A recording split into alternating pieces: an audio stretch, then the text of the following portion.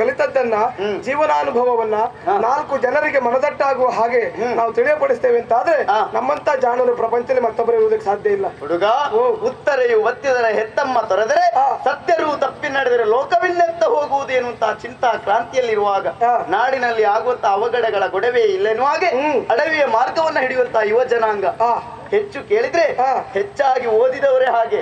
ಯಾರಿಗೋ ಒಂದು ಪ್ರಾಣೋತ್ಕ್ರಮಣ ಪರಿಸ್ಥಿತಿ ಎದುರಾಯಿತು ಅಂತಾದ್ರೆ ನಮಗೆ ಹಾಕಬೇಕು ಎನ್ನುವ ಹಾಗೆ ನಾನು ನನ್ನದ್ದು ನಮ್ಮವರು ಎನ್ನುವಂತಹ ಸ್ವಾರ್ಥ ಲಾಲಸಿಯಲ್ಲೇ ನಿಂತಿದೆ ಈ ಪ್ರಪಂಚ. ಪ್ರಾಣ ಹೋಗುವಂತಹ ಕಾಲಕ್ಕೆ ಪ್ರಾಣ ಉಳಿಸಬೇಕಾದವರು ಪ್ರಾಣ ಹೋಗುವಂತಹ ಪ್ರಾಣಿಯ ಭಾವಚಿತ್ರ ತೆಗೆಯುವ ಸಂಖ್ಯೆ ಹೆಚ್ಚು ಈ ಪ್ರಪಂಚ. ಹೌದಪ್ಪ, ಸಣ್ಣದಂತಹ ಮಾನವೀಯತೆ ಕಿಡಿ ಎನ್ನುವುದು ಅಂತರ್ಹೃದಯದಲ್ಲಿ ಇಲ್ಲ ಅಂತಾದ್ರೆ ಆ ವ್ಯಕ್ತಿ ಹುಟ್ಟಿಯೂ ಕೂಡ ಸತ್ತಂತೆಯೇ ಹಾಗೆ. ಅದು ಹಾಗೆ ಪ್ರಭು.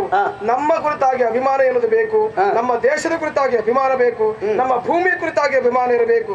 ಜನನಿ ಜನ್ಮಭೂಮಿಶ್ಚ ಸ್ವರ್ಗಾದಪಿ ಗರಿಯಸಿ, ಹೆತ್ತ ತಾಯಿಯು ಜನ್ಮಭೂಮಿಯ ಸ್ವರ್ಗಕ್ಕಿಂತ ಮಿಗಿಲಾದದ್ದು.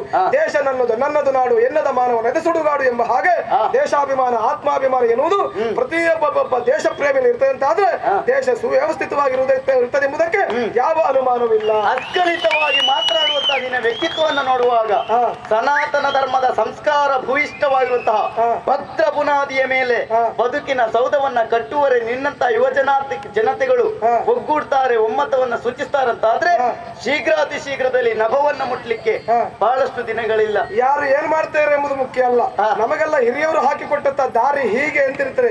ಹಾಗಂತ ಅದರಲ್ಲೇ ಸಾಗಬೇಕು ಎನ್ನುವುದು ಉದ್ದೇಶ ಅಲ್ಲ, ಅದನ್ನ ಉಳಿಸಬೇಕು, ನಮ್ಮದನ್ನ ಬೆಳೆಸಬೇಕು ಎಂಬುದು ನಮ್ಮ ಉದ್ದೇಶ. ಬಹಳ ಸಂತಸ ಆಗ್ತಾ ಉಂಟು.